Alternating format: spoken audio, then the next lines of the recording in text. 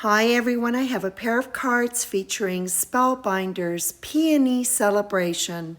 This die set is part of Yana's Let's Celebrate collection. Celebrate indeed, this set is gorgeous and I have a fun and easy inlay technique to share with you. I started off by using the detail die to cut both gold foil and gold glitter cardstock. I have two pieces of cardstock, one pink and the other is beige with pinkish undertones that are being adhered to one side of an adhesive sheet. The detail die will be used again to cut each panel. The backing on the other side of the adhesive sheet adds thickness to the cardstock. I'm going to only put this through with one pass through the die cutter. The die will cut the cardstock, but it will not cut the adhesive backing.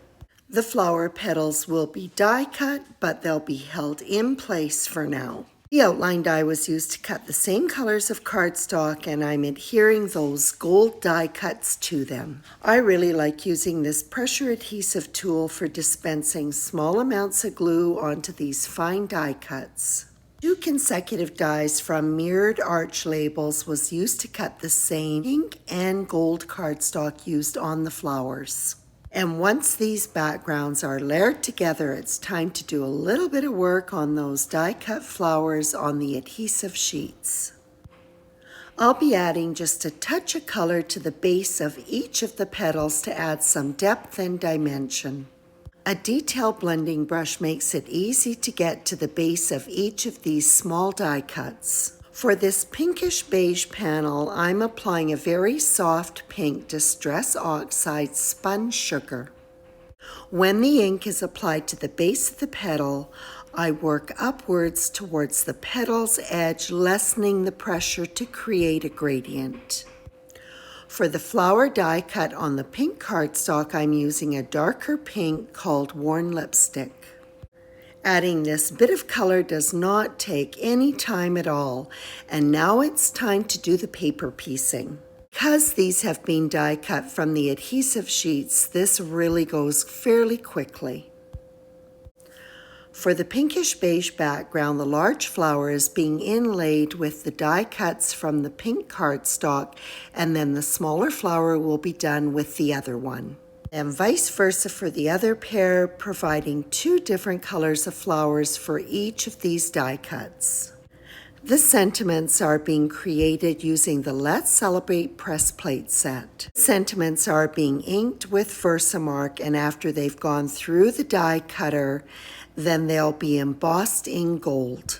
Because the ink is slow drying, I'm able to do the pressing on the two different pieces of colored cardstock one after another before I coat them with the gold embossing powder and melt it. This large set comes with coordinating dies for the main sentiments. To add some dimension to the flower detail die was used to cut white sheet foam. In cutting foam, I only do one pass through the die cutter. All of the die cuts will stay intact.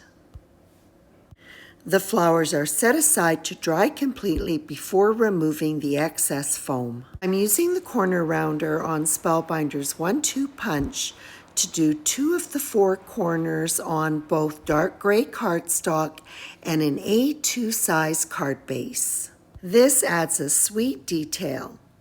The dark gray panel is then adhered to the card base, followed by the layered panel created with the mirrored arch labels. The sentiment is adhered to the lower portion of the card base first so that the foam-backed flowers can slightly overlap it. I love the accents with the gold foil and the gold glitter cardstock. I'm not sure which one is my favorite. These cards are finished up with cream-colored pearls to add some pretty little elegant accents. These are easy cards to make, and paper piecing is always fun. Spellbinder's Peony Celebration from Yana's Let's Celebrate collection is an absolutely gorgeous die set. Adding depth and dimension to these flower die cuts couldn't be easier with this paper piecing technique. I hope you enjoyed this video, and as always, I appreciate your visit.